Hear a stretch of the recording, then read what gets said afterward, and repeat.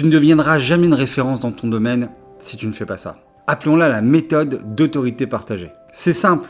En fait, tu partages ou tu mets en lumière une personne influente, une personne populaire pour capter une partie de sa crédibilité. La plupart des gens négligent cette technique et pourtant c'est la plus efficace. Je l'ai d'ailleurs entendu récemment sur une interview du coach de Serena Williams qui a été chercher le coach le plus important au monde à l'époque pour pouvoir utiliser sa crédibilité.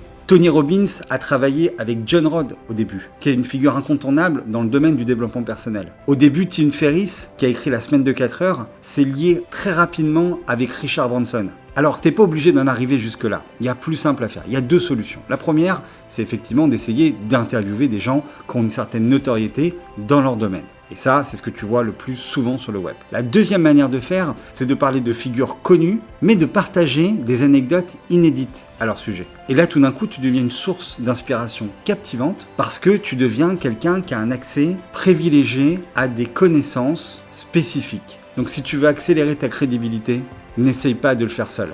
Utilise les histoires ou les autorités des autres pour te propulser. Abonne-toi, on a encore pas mal de choses à explorer, toi et moi.